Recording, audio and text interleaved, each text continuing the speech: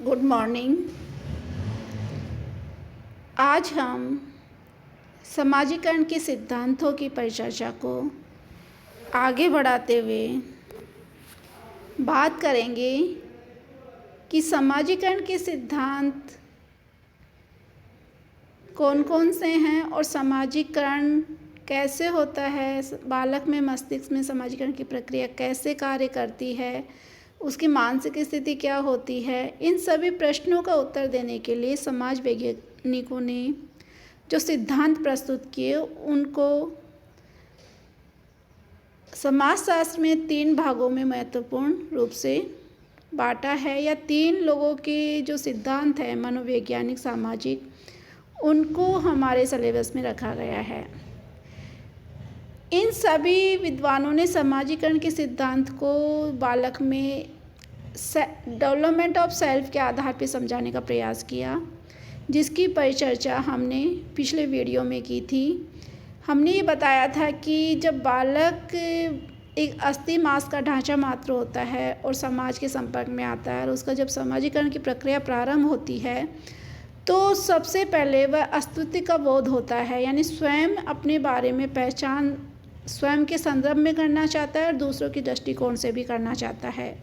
और इस स्व के आधार पे, इस सेल्फ के विकास के आधार पे ही हमारी समाजीकरण होता है, जिसमें हमने पिछले वीडियो में मीड का सिद्धांत बताया था।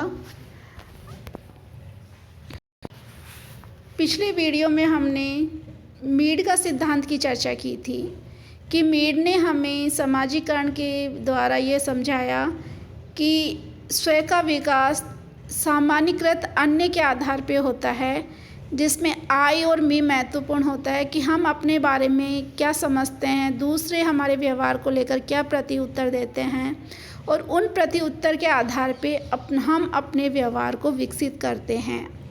और यही समाजीकरण होता है, यानी जो स्व का निर्माण होता है वो हमारा अन्यों के आधार पे होता है, सामान्यीकृत अन्य की जो शब्द प्रयोग किया मीड ने, और उसके द्वारा हम हमारे जो परिस्थितियाँ होती हैं उनके अनुसार जो भूमिकाएं होती हैं और उन भूमिकाओं के अनुसार हम अपना व्यवहार करते हैं। आज इसी परिचर्चा को बढ़ाते हुए आज हम एक अन्य सिद्धांत की चर्चा करेंगे जो समाजशास्त्र में एक महत्वपूर्ण स्थान रखता है, चार्ल्स कूले का सिद्धांत। यानी समाजीकरण में चार्ल्स कूले का जो सिद्धांत है उसको आत्मदर्पण का सिद्धांत भी बोलते हैं। लुकिंग ग्लास सेल्फ के आधार पे उन्होंने इस सिद्धांत को समझाने का प्रयास किया है। चार्ल्स कूले ने अपना समाजीकरण का सिद्धांत व्यक्ति और समाज के बीच के संबंधों और उनके मूल्यांकन के आधार पर स्पष्ट किया। कूले ने अपने सिद्धांत को दर्पण में आत्मदर्शन के आधार पर समझाया, लुकिंग ग्लास सेल्फ के आधार पे। चार्ल्स कूले ने बताया कि किसी भी बालक 3 अवस्थाओं पर विचार करता है। वो 3 अवस्थाएं ये बताई कि दूसरा मेरे बारे में क्या सोचता है और दूसरों की राय के संदर्भ में मैं अपने बारे में क्या सोचता हूँ, और मैं अपने बारे में सोचकर अपने आप को कैसा तैयार करता हूँ, यानी अपने व्यवहार को किस तरह से लेता हूँ, या अपने आप को अच्छा समझता हूँ, बुरा समझता हूँ, हीन मानता हूँ, श्रेष्ठ मानता हूँ। तो ये 2 संदर्भों में उन्होंने अपने सिद्धांत को प्रस्तुत कहा।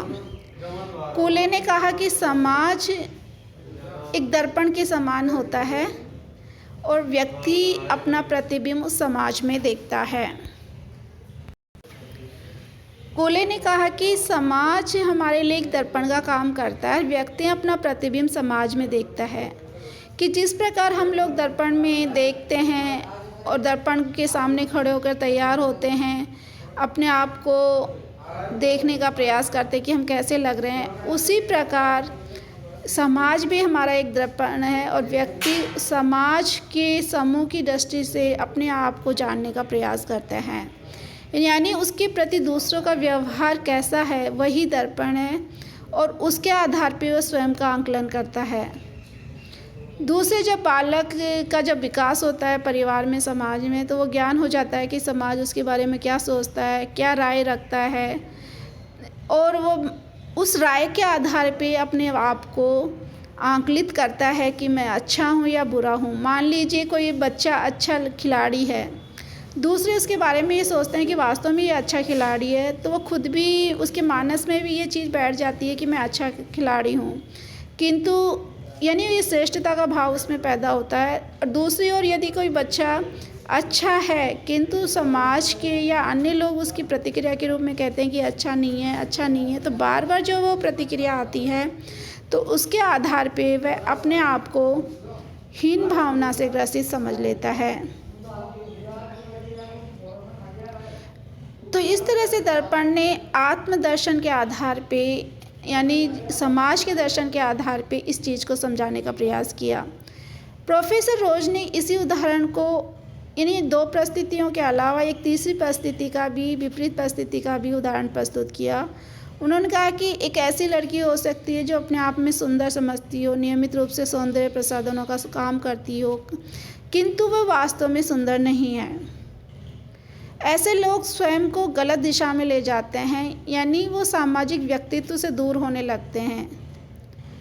लेकिन वे समूह के अन्य मूल्य को तो स्वीकार कर लेते हैं, किंतु एक विशेष मूल्य को स्वीकार करने में उन्हें समस्या होती है। अंततोगत्वा समूह के साथ सामंजस्य करना पड़ता है उसके बाद में, यानी वह सुंदरता के मापदंडों के अतिरिक्त अन्य समाज के व्यवहारों को तो उसी तरह से सीख रही है, समाज सम्मत सीख रही है।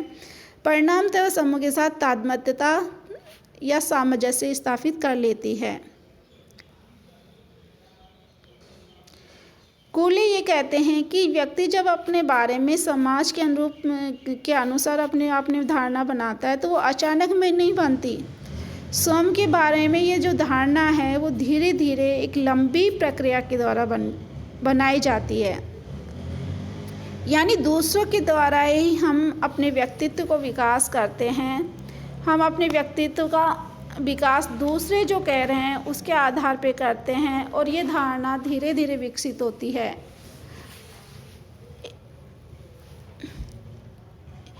दूसरों के बारे में जब की गई प्रतिक्रिया के द्वारा ही हम स्वयं का निर्माण करते हैं, और इसीलिए कोले ने इसे दर्पण में आत्मदर्शन कहा। यानी समाज के रूपी दर्पण में हम जो कुछ देखते हैं, दर्पण हमें जो कुछ दिखाता है उसके आधार पे ही हम अपना आकलन करते हैं कि हम कैसे हैं। वस्तुतः ये कोले ने जो दर्पण में आत्मदर्शन का सिद्धांत दिया, यह शब्द उन्होंने ठेकरे की वैनिटी फेयर नामक रचना से लिया।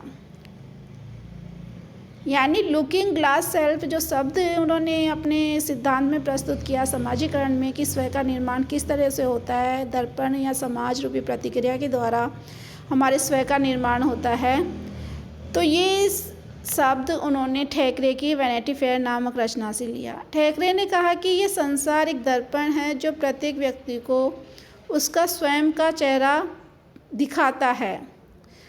आप क्रोध में भौएं चढ़ा रहे हैं, चिड़चिड़े हैं, जैसे भी हैं, हंसी खुशी, वो सब कुछ समाज रूपी दर्पण आपको दिखाता है।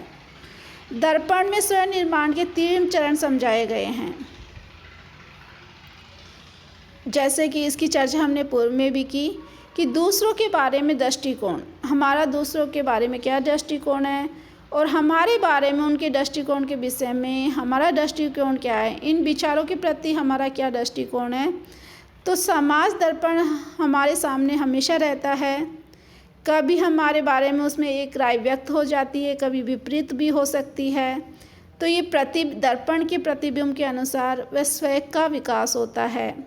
बचपन में बालक जिस किसी में संपर्क में आता है उसकी प्रतिक्रिया के बारे में वो गंभीरता से सोचता है और उसके द्वारा ही उसके व्यक्तित्व का विकास होता है। और इस आधार पे इस संदर्भ समूह या संदर्भ व्यक्ति जैसे अवधारणाएं भी विकसित होती हैं। तो कूले के उपयुक्त सिद्धांत में समाजीकरण और आत्मविकास का सीधा संबंध बताया है कि व्यक्ति समाज के द्वारा अपना मूल्यांकन करता है, उसी के अनुसार हीनता व श्रेष्ठता को अनुभव कर अपनी समाजीकरण की दिशा निर्धारित करता है। कूले का ये सिद्ध करता है कि व्यक्ति समाज का प्रतिबिंब है, ये प्रतिबिंब अंतःक्रिया और सामाजिक मानदंडों के परिपालन के रूप में और स्पष्ट झलकता है। यानी हमारा स्वयं का विकास समाज या संस्कृति द्वारा निर्धारित होता है। जिस तरह का हमारा समाज होगा, हमारी संस्कृति होगी, हम उस समाज रूपी दर्पण को देखकर ही अपनी व्यवहार में को प्रतिबिंबित करते हैं। तो कूले का जो ये सिद्धांत है, आत्मदर्शन का सिद्धांत, दर्पण में आत्मदर्शन का सिद्धांत की भी संज्ञा दी जाती है कि हम दर्पण यहाँ समाज को कहा गया है और उसका प्रतिबिंब जो प्रतिक्रिया हमें जो मिलती है हमारे व्यवहार के अनुसार, वो आपका स्वयं का विकास करता है। ये स्वयं का विकास ही आपका समाजीकरण कहलाता है। तो ये कूले का जो आत्मदर्शन लुकिंग ग्लास सेल्फ है सिद्धांत है, वो 3 चीज़ों को लेकर महत्वपूर्ण आधार प्रदान करता है कि दूसरे मेरे बारे में क्या सोचते हैं और दूसरों की राय के संदर्भ में मैं क्या सोचती हूँ और उसी के द्वारा वह अपने आप को प्रस्तुत करने का प्रयास करता है। तो सभी चाहे वो G.H. मीड हो, चार्ल्स कूले हो या फ्राइड हो, सभी ने स्वयं के विकास के आधार पर सामाजिकरण को समझाने का प्रयास किया है कि हमारा मनोविज्ञान किस तरह से अपने आप को तैयार करता है एक बालक को समाज के अनुरूप समाज सम्मत सदस्य बनने के लिए, समाज सम्मत व्यवहार करने के लिए, कि किस तरह से